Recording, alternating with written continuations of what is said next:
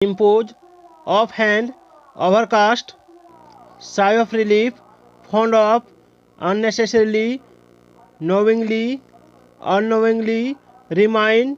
इस तरह के वर्ड हम लोग अपने दैनिक जीवन में यूज करते हैं, प्रयोग करते हैं। तो चलिए इसका प्रयोग किस तरह करते हैं उसको देखते हैं। तो सबसे पहले आप देख रहे हैं इम्पोज। इम्पोज क्या होता है? इम्पोज का अर्थ होता है थोपना। क्या होता है? थोपना। जैसे तुम मुझ पर अपनी मर्जी थोप रहे हो, तो you are imposing your will on me. ठीक है। उसके बाद है ऑफ हैंड। ऑफ हैंड का मतलब होता है आपका बिना किसी तैयारी के। जैसे मैं इंटरव्यू में बिना किसी तैयारी के गया, तो I went for interview of hand. उसके बाद है ओवरकास्ट।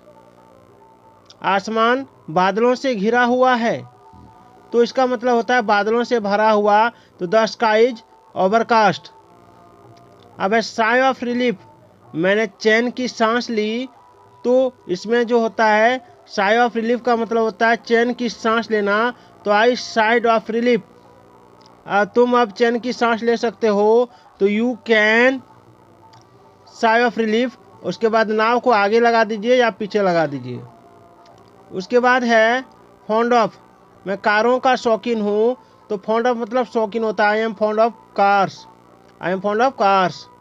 अब है अननेसेसरली। तुम फालतू में यहाँ बैठे हो, तो फालतू में बेवजह। ठीक है, तो you are unnecessarily sitting here, ये बन जाएगा। उसके बाद है नोविंगली। उसने जानबूझकर मेरा दिल दुखाया, तो नोविंगली का मतलब होता है जानबूझकर। ही हर्ट मी नोविंगली। ही हर्ट मी नोविंगली। अब है उसने अनजाने में मुझे दुख पहुंचाया, तो अनोविंगली का मतलब क्या होता है? ही हर्ट मी अनोविंगली, यानी अनजाने में। ठीक है। रिमाइंड। तुम मुझे राम की याद दिलाते हो, तो रिमाइंड मतलब याद दिलाना, या तुम्हारा चेहरा मुझे किसी की याद दिलाता है, तो you remind me of Ram. Your face reminds me of someone.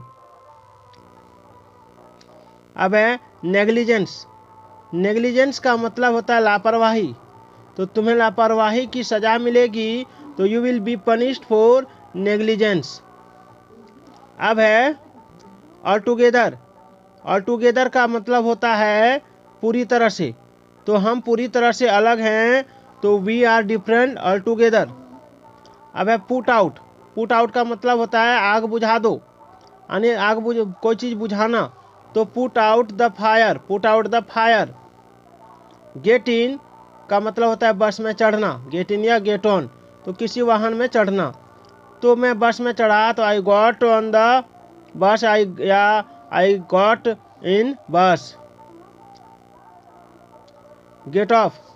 Gate of मतलब होता है उतरना। मैं बस से उतरा, तो I get off the car, या sorry I get off the bus. Stand by. मैं हमेशा तुम्हारा साथ देता हूँ। स्टैंड बाय यानी साथ देना। I always stand by you.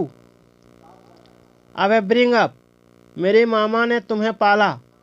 Bring up का मतलब पालना होता है, पालन पोषण करना, तो my maternal uncle brought you up. ठीक है।